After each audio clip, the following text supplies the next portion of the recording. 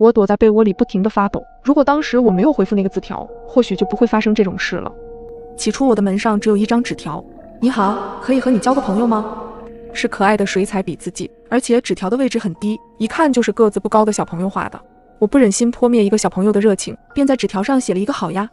可第二天我在扔垃圾的时候发现门上又多了一个新的纸条：我好喜欢你的味道，可以让我闻闻吗？这句话简直让我反感至极，就像吃到一口烂苹果一样的恶心。这显然不会是小朋友能说出来的话。我环顾了下走廊，可并没有看到任何人，就想着先问问邻居。我这一层一共有3户，502压根就没住人，只有503住着孙大娘。想了想，我敲了敲孙大娘的房门，准备询问她有关纸条的事情。纸条？还有人跟你交朋友？就看看你门口的垃圾，放臭了都不知道扔，邋遢死了！起开起开，别敲我家门！看孙大娘的样子，她确实不知道，但她说话也太难听了。不是就不是呗，扔垃圾碍着你了。我生气的一把扯下纸条，回家后我就把它撕了个粉碎。可隔天下班回家时，我发现门上又被贴上了纸条，这次的位置比之前高了不少，甚至挡住了门上的猫眼。你怎么没回复我，还把纸条撕碎了？我看着门上的话，一股寒意袭上心头。他是怎么知道的？纸条明明是我回家后才撕碎的。我赶忙跑进了屋，给保安室打去了电话。喂，你好，我是咱们小区的业主，我家门上总是有莫名其妙的纸条，您快过来看看。好。保安答应得非常爽快，我瞬间松了口气，可总觉得似乎遗漏了什么，心里隐隐有些不安。没过一会儿，保安就到了，我立马打开房门，保安急急忙忙地询问着我具体的情况。可说着说着，我突然意识到刚刚被我遗漏的事。我明明没有在电话里告诉保安具体的门牌号，他是怎么知道的？我警惕地盯着保安，他依旧在分析着。小姑娘，你大概率是让人盯上了，这个人很了解你的生活作息啊。我小心翼翼地握紧了门把手。前2天巡逻的时候，我就看到了这个纸条，当时我还纳闷。他依旧在滔滔不绝地分析着，可听着他的话，我感觉更加的害怕。保安巡逻怎么会在楼道里？这是一个中年男人带着孩子上了楼，路过我们这层时，保安热情地与他打着招呼：老吴，接女儿放学呀？男人憨厚地点了点头。这么小就学这么多，孩子多累呀。不是文化课，学点美术特长。我趁着他们转头说话的功夫，赶紧关上了房门。开门呀！门口的保安敲了敲门，见我始终不开门，这才离开了。听见外面确实没了动静，我直接给物业打去电话，说明了自己的情况，并提到了刚才的保安。物业表示，因为小区住的多数都是独居老人，所以保安会定期在楼道里巡逻。不知道为什么，听了物业的解释，我还是感觉一阵心慌。挂断电话后，我就收到了出差的消息，想了想出差几天也好，没准不理他，他也就不会再贴纸条了。可没想到，等我回来时，瞬间愣怔在原地。你去哪了？怎么回消息？你什么时候回来？我给你准备了一个惊喜。我望着门上贴满的纸条，感觉不寒而栗。随后我赶忙跑到物业说明了这件事，在我的要求下查看了那一层的监控，可由于是公共监控，只能看到楼梯，没办法直接拍到我家门口。但我还是仔细地看了这几天的监控录像，除了经常出门买菜的孙大妈，经常接孩子放学的老吴，出现过1次2次的快递小哥，另外一个出现最频繁的就是保安。我内心仿佛停跳了一般，难道真的是他？我下意识地向后退了一步，一旁的物业管理员好像看出我十分紧张，便安慰着我：就是因为你的门上总有纸条，我特意让保安去盯着的。如果不是保安的话，一个每天经过我家门前还能拿到水彩笔的人，只有他了。我赶忙拨通了报警电话，在帽子叔叔的帮助下抓到了那个变态，果然是楼上的老吴。他不光是贴了纸条，甚至还通过我门口的垃圾窥视着我的生活，这实在太可怕了，很难想象他都知道了什么。在火车上睡觉的我，竟然被一个陌生男人盯上了。凌晨，我踏上了回家的火车，考虑到起身来去都比较方便，我买的是下层的卧铺。昏暗的车厢里此起彼伏响着呼噜声，我疲惫地躺在卧铺上刷着手机，伴随着车厢的晃动，困意渐渐向我袭来。可没想到的是，接下来发生的是让我终身难忘。睡得迷迷糊糊间，我突然感觉一团黑色的东西似乎在向我靠近，他的视线一直在上下打量着我，这种黏腻的感觉让我非常不舒服。我想翻个身，却发现自己浑身都动弹不得，下意识以为自己是在鬼压床，因为之前经常遇到这种情况，所以并没有太在意。直到一阵风呼地吹在了我的耳边，这风怎么是热的？我瞬间吓得睁大了眼睛，大口大口喘着气，望了眼周围，却没有发现任何异常。侧边的铺子上，一个大姐依旧在打着鼾。我咽了口口水，看了眼窗户外，天色依旧黑着，我拿起手机，没想到才4点多，好像做噩梦了。我顿时松了口气，但是躺在床上却怎么也睡不着了。终于回到了家，我立刻窝在了床上，想睡个回笼觉。刚掏出手机，就发现有好多未读消息，都是来自一个名叫花开富贵的人。我印象中似乎没有这么一个好友，直到他的下一条消息发来，我的脑袋轰的一下炸开了。晚上睡觉别总踢被子，昨天晚上帮你盖了好几次，你的手和身上都是凉的呢。冷汗一下子打湿了我的后背，他的话瞬间让我鸡皮疙瘩爬满全身。昨天晚上，那不是我在火车上的时候吗？我点开了他的头像，照片应该就是本人，一个两眼无神、长相猥琐的中年大叔。可我对他一点印象都没有。男人见我许久不吱声，再次发了消息过来，这是一张我的照片，而照片里是我在火车卧铺上熟睡的样子。你睡得可真香。他的话让我像吞了苍蝇一般，脸色差到极致。想到我睡觉时，一个陌生的男人在对我动手动脚，甚至用我的手机加了好友，我竟然丝毫不知情，顿时让我觉得毛骨悚然。你个变态，我要报警！男人看到我的消息，瞬间安静下来。等我再去指责他时，我已经被他先一步拉黑了。警察根据我提供的信息，很快锁定了他。他是跟我同车厢的乘客，承认了自己因为看到我独自上火车，这才动了歪心思。快报警！床下有个人！一阵细微的声音从耳边传来，我不耐烦地睁开了眼睛。自我怀孕之后，总感觉自己有些神经衰弱了。看了眼时间，凌晨3点05分，我悠悠叹了口气，随后便想着去上个卫生间。可接下来的事却让我不寒而栗。上完厕所后，我刚准备回到卧室继续睡觉，却发现厕所的窗帘竟然没有拉上。也不知道老公装修怎么想的，非要给厕所装个透明玻璃。就在我刚准备拉上窗帘时，我突然注意到床下似乎有一团黑影。我慢慢透过窗帘再次望了过去，瞬间如坠冰窖。我肯定没有看错，那是一个人。我的大脑一片空白，冷汗顺着额头滴落下来。怎么办？我该怎么办？此时的老公还躺在床上睡觉，他根本就没有意识到危险。我不确定床下的人有没有注意到我发现了他。如果我走出去，那他会不会直接对我们俩下手？不行，我得报警。我翻找着手机，坏了，手机在床头。我的身体抑制不住的发抖，必须要想办法把老公也喊到卫生间。我长呼一口气，做好了心理建设。老公，我肚子疼，我可能要生了。我颤抖着声音，大声呼喊着在床上熟睡的老公。怎么了？怎么了？看到老公匆忙地跑了进来，我立马抢过他的手机。快报警！床下有个人！他看到我特别惊恐的眼神，也就愣了片刻的功夫，便硬着头皮陪着我演戏。我这就找救护车，你再忍忍。我装作肚子很痛的样子，几分钟犹如过了几个世纪般难熬。门外传出悉悉索索的声音，我大着胆子偷偷瞄了一眼，半张人脸赫然出现在玻璃窗上，我只能用尖叫掩饰着内心的恐惧，直到听见了门外咔嚓一声。走了吗？我俩没敢直接出去，又等了一会儿，确定外面没有任何动静之后，老公拿着厕所的拖把，这才缓慢地打开了门。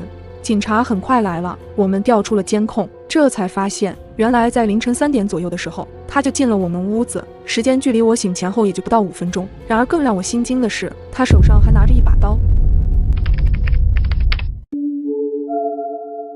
这是一段我在加州留学时候的经历。那天我和男友一拍即合，准备去山上露营。我们到地方的时候已经是傍晚了，升起篝火后，我们就坐在帐篷外边，一边喝着酒，一边吃着披萨。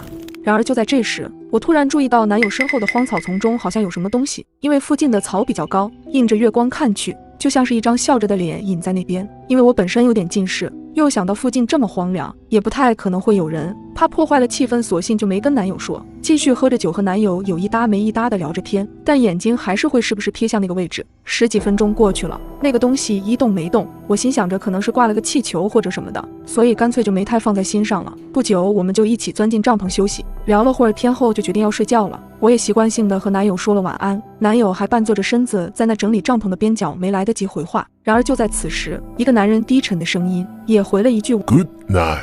我确定我没有听错，那个声音就在我旁边，是从帐篷外传进来的。我吓得一个机灵，眼睛看向了男友，男友也愣在原地，脸色苍白地看着我，随后就用口语示意我，那意思是你听见了吗？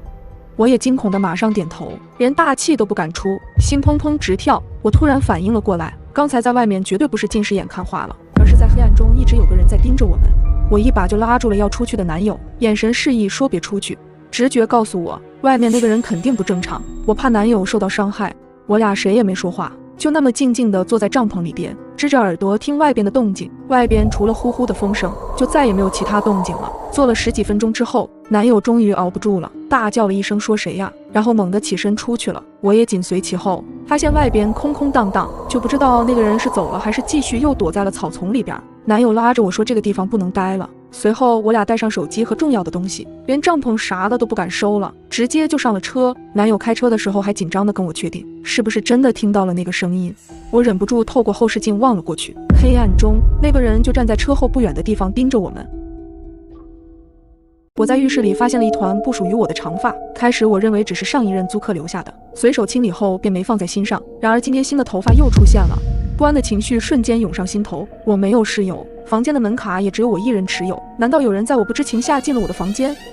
因为是公寓出租的旺季，公寓管理员李姐带我来看房子的时候，只剩下这间404房间，屋内的布局和宣传单上介绍的几乎没差，当即我就决定入住了下来。可没想到，我已经连续2天发现这个不属于我的头发了。我率先检查了门窗，并没有被破坏的痕迹，可是头发肯定不会凭空出现，这一切真的太诡异了。我去找了公寓前台小美，她总是笑容满面，又和我年龄相仿，我们一直聊得很投机。但今天在她的话语中，我得到了一个重要的信息：公寓的管理员李姐有一张万能房卡，也就是说，除了我，她也可以打开我的房门。难道真的是李姐吗？正在我思索的时候，刚好碰到李姐神情慌张地从隔壁的房间走了出来，她尴尬地冲我点了点头。就在经过我的时候，她头发的香味瞬间引起了我的警觉，和我浴室里的那团头发味道惊人的相似，这让我更加对她产生了怀疑。但她为什么要这么做呢？我迈着沉重的步子回到了房间，印象中我隔壁住的是一个年轻长发文艺男，生活中他们之间应该不会有任何交集才对，为什么李姐会从他房间出来？我心里纠结万分，想直接去质问下李姐，可又拿不出任何证据。好在隔天晚上浴室里并没有新的头发出现，我心事重重地整理着衣服，却意外地发现最喜欢的红色卫衣不见了。我翻遍了整个屋子，但都没有找到。我有点疑惑，不确定是不是搬家的时候没把它带过来，还是说有人拿走了我的卫衣。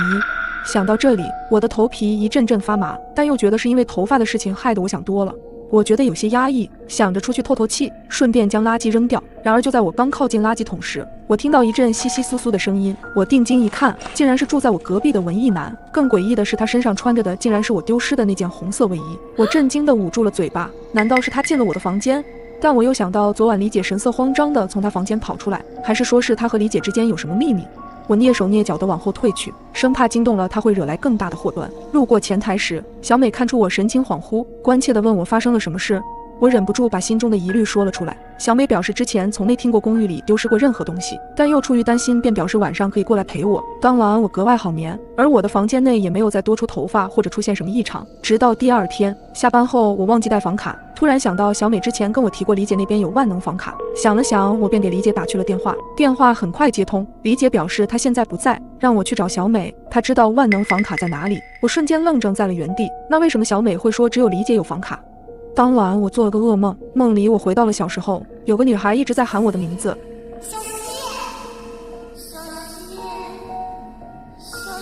一种愧疚感迫使我猛地睁开了眼睛。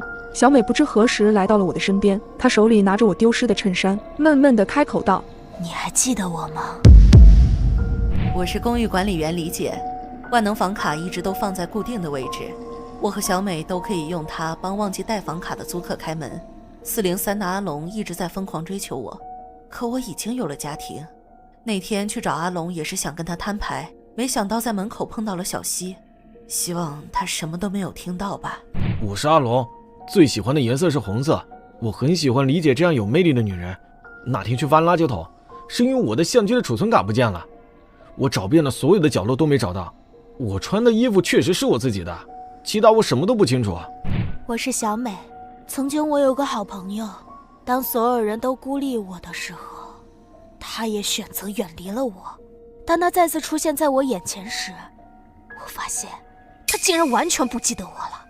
下水道口的头发其实是李姐的，不过是我故意放的。小西丢的那件衣服也是我拿走的，就是要让他自投罗网，100%相信我，然后我再将他推向深渊。可没想到他最后还是发现了我被绑架了。当我睁开眼的那一刹那，映入眼帘的便是一个歹徒的模样。他嘴角噙着笑，目光正直勾勾地落在我的脸上。他是谁？我在哪里？我的心脏不自觉地加快了跳动的频率，恐惧使我的瞳孔快速收缩。刹那间，我感受到身体上麻绳的束缚，我微微挣扎着，但根本不敢表现出太大的动静。我悄悄抬起眼眸，观察着歹徒的面容，那是一张沧桑但却棱角分明的中年男士脸。他穿着发皱的皮衣和褪色的休闲裤，两鬓有些许银丝。最引人注意的是他的手掌，那上面布满了相当厚实的老茧，就像老槐树的树干。我不敢一直盯着他看，便快速挪开目光，顺便扫了一眼周围的环境。这是一间简单的卧室，正对面的桌子上放着一张发黄的照片，图像里是一位青年男人搂着一名少女。虽然相片有些老旧脏乱，但远远望去，总感觉照片里的男人和这个歹徒很像。我不知道接下来该怎么办，我用余光瞟去，这个男人还是一直盯着我看，那是一种让我极度厌恶的目光。一阵手机铃声从男人的皮衣口袋内发出，他第一次挪开那持续了许久的目光，缓缓从椅子上站起，朝着房间门外走去，在离开前给了我一抹意味深长的笑。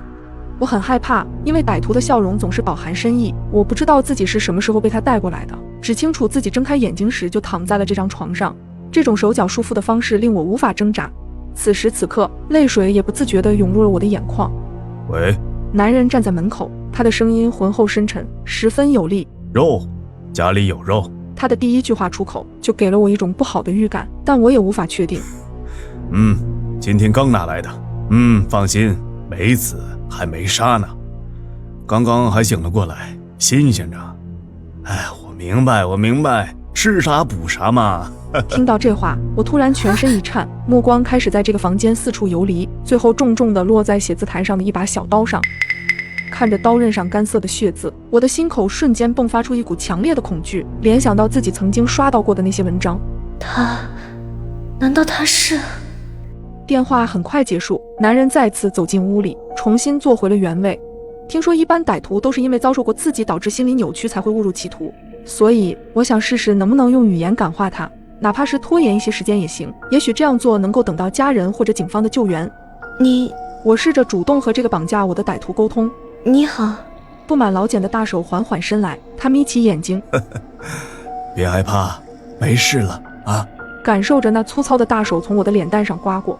你为什么要这么做？我挤出了一个涩口的笑容。你还有家人吗？你的妻子呢？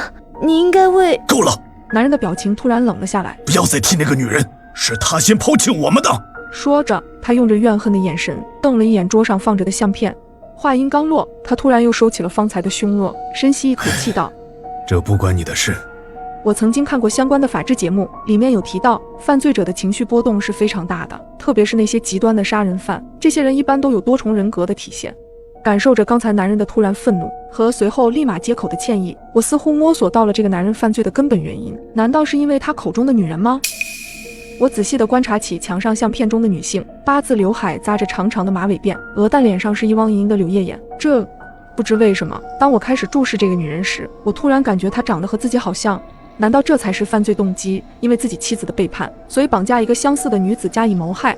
脑海中的推理被一阵连续的咳嗽声打断，男人突然站起身来，一只手按着胸口不停捶打，脸部就像窒息一般，倏地就充血发红。他的右手在外套口袋里不停摸索，接着又冲至书桌前，打开抽屉不断翻找，他似乎是在找药。由于咳嗽的越来越剧烈，他的动作很野蛮，翻找中连带着将一张 A4 纸甩到了我的脸上，直到翻出一个小药瓶后才停下了手中的动作。攥着药瓶，他撇过头来看了我一眼，想说什么，却又被剧烈的咳嗽劲打断，只好拿着药匆匆出了房门去找水。看来这家伙身体并不好，我刚才刻意瞥了一眼，那是右美沙芬，治疗重度哮喘的止咳药。脸部隐隐作痛，刚才那家伙翻药时甩出的 A4 纸，就像一把飞刀般将我的左脸割开了一道口子。我真希望他就这样渴死。门外的咳嗽声越来越远，我瞥了一眼床上的 A4 纸，似乎是一张医院的病历单，看来是这男人开的。我随意看了这张病历单2眼，只见第一行上写着一串名字：楚明月。怎么会是女人的名字？是他的妻子吗？我微微蹙起眉头继续看下去。楚明月，重度自残加间接性失忆患者，患病至今6年。楚明月，我不知道为什么，这一刻我脑子突然一片空白。我试着想象父母的相貌，试着勾勒家人的模样，但怎么也想不起来半分，就连碎片的图案都不曾在我的脑海里出现。外面的咳嗽声慢慢减弱，接着过了几秒，又是一阵开门声响起。此时此刻，剧烈的头疼感莫名袭来，耳边是由远至近的脚步声，男人那浑厚的嗓音从过道方向传来：“闺女，你的爷爷奶奶来看你了。”闺女、爷爷、奶奶，他到底在说什么？这一刻，我的记忆在大脑中疯狂地搅动，一幕幕陌生又熟悉的画面猛地灌入了我的脑海深处。我颤抖的目光重新落至那张病历单上，原来楚明月是我的名字，原来那个被我误认为杀人犯的男人是我的父亲，而我身上这些绳子是因为父亲害怕我继续伤害自己，所以才……爸爸，这一次我不会再忘记你。这是我第3次复活在这个末世里，直到现在我才发现了男友的真面目。在核废水的影响下，不知道什么时候突然丧尸爆发了，就如同各种末日小说中的那样，世界变成了一个巨大的垃圾场。但好在我和男友阿哲都活了下来，并且躲在了我们的出租屋内。4月20日，这次我醒来如同记忆中的一样，丧尸已经爆发了，而我们之前并没有储存过多的食物。我在日历的5月15日画上了一个记号，那天便是我被男友抛弃的日子。4月27日，时间过去了7天。这7天，我们每天都观察着外界的动向，与第1天相比，外面已经安静了许多，时不时有着一些丧尸呜咽的声音。我们紧闭着房门，拒绝了许多的求生者。阿哲从卫生间走了出来。兰兰，今天手机上有消息吗？因为丧尸的爆发，许多基站遭到了破坏，手机信号非常不稳定，哪怕是重生的，我也不能完全确定什么时间段有信号。还没有？你怎么在厕所待了这么长时间？这几天，男友开始变得越来越奇怪，记忆里他延长上厕所的时间，并且变得有些急躁，有些时候还会因为没有信号发狂。我来盯着，你去休息一下吧。阿哲说着便让我回到房间睡觉。隐约间，我看到男友心虚地看了眼手机，他手机上好像有着什么秘密，可在过往的重生中我也调查过，但没发现什么。我重重地倒在床上，几次的重生已经让我彻底麻木，我现在只想保留更多的理智来面对未来。当我醒来，天已经黑了。为了不引起丧尸的注意，房间里一直都没有开灯。当我看向门口时，却发现男友正趴在门缝上观察着我。我惊恐地在床上立刻坐起，捏紧手中的被子。刚刚听房间里有声音，我就过来看看。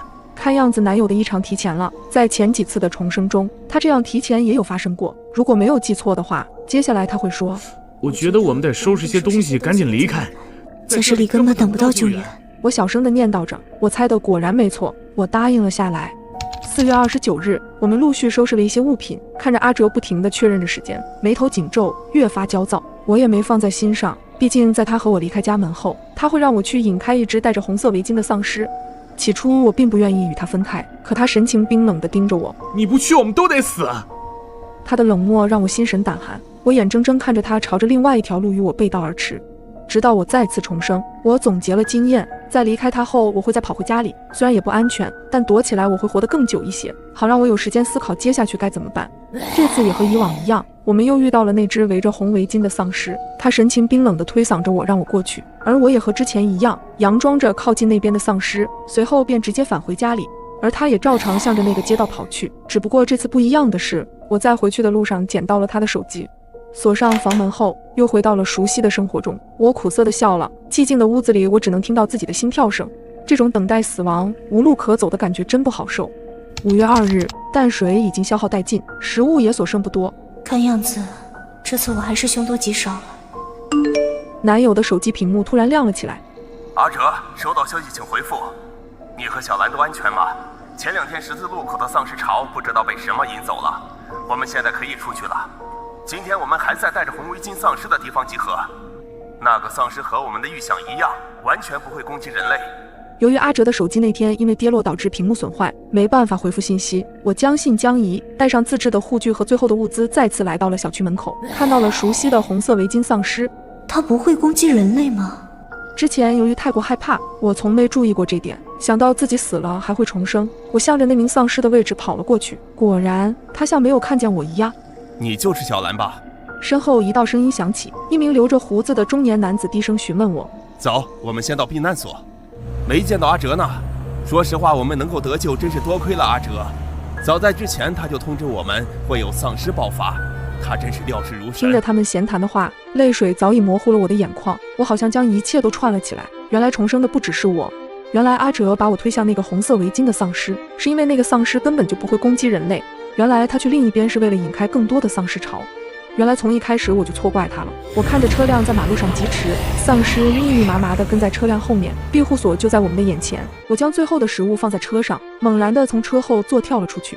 这不是第4次重生，而是最后一次。阿哲，我回来了，这一次我一定与你一起逃出山天。本楼禁止发出超过55分贝的噪音，违者即处死。我一脸疑惑地看着消息，心里泛起了嘀咕：谁这么无聊，搞这种恶作剧？可当我看清发照片的人，整个人突然愣住了。怎么是楼长老梁？老梁50多岁，一副老干部的形象，从来不爱开玩笑。难道他的手机被盗了？还没等我发消息询问，一条群公告又弹了出来：为保证各位业主的人身安全，请务必遵守规则。此时业主群里炸开了锅，不是吧？这是搞事情呀？谁这么无聊？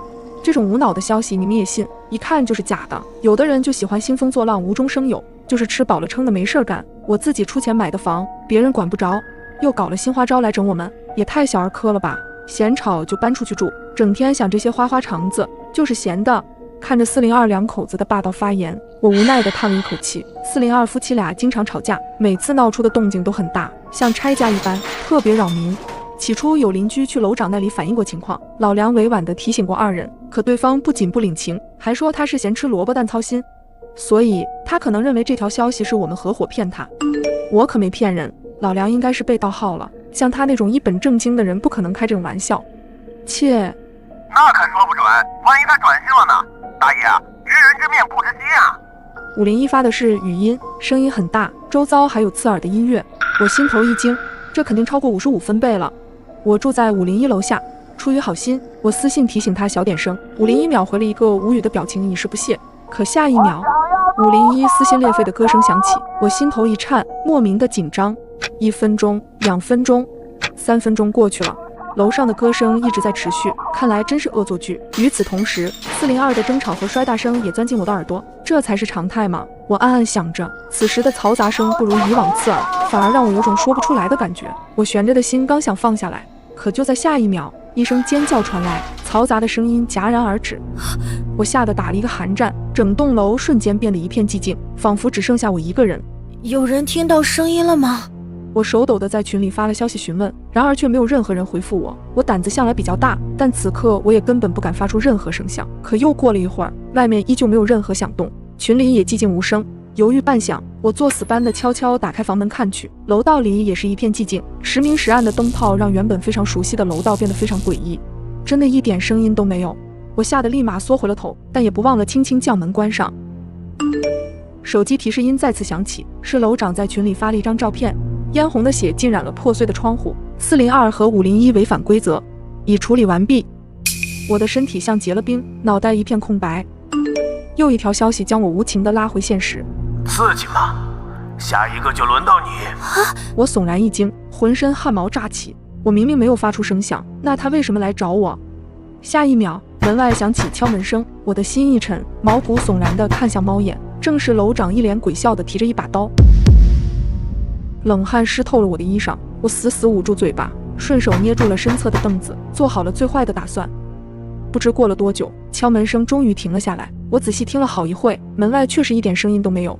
难道他走了？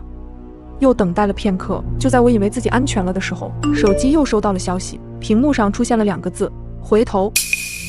我后背已经瞬间湿透，这是4楼，人要进来只能走门，他肯定在吓唬我。我眼角的余光瞥见窗户，上面似乎有什么东西，我机械地转过头，一张惨白的脸正悄无声息地贴在玻璃上看着我，我两眼一黑晕了过去。小冉，小冉，再次睁开眼睛，老公一脸担忧地看着我。回想起刚才一直重复的噩梦，现实的老梁家就是住在502，家里还有一位老母亲，她是个很好说话的人，对业主几乎有求必应。然而她的善良却成了伤害自己的利器。老梁的妈妈有很严重的心脏病，怕响动更怕刺激，老梁多次交涉未果，直到3个月后，老梁的妈妈病情加重，老梁再次和他们交涉，换来的却是变本加厉。402和501一如既往的嘈杂，甚至是为了报复，比以往更大声。妈妈离世后，老梁一直走不出来，觉得402和501是间接的杀人凶手，于是对他们痛下杀手。而我意外地目睹了作案过程。老梁因为犯罪被抓了，可这场噩梦般的场景一直在我的梦中挥散不去。我想不清楚为什么那些曾经因为发出噪音会在群里道歉的邻居，现在却变得如此的蛮横自我。当初如果大家多互相谅解，是不是就不会产生这样的不幸了？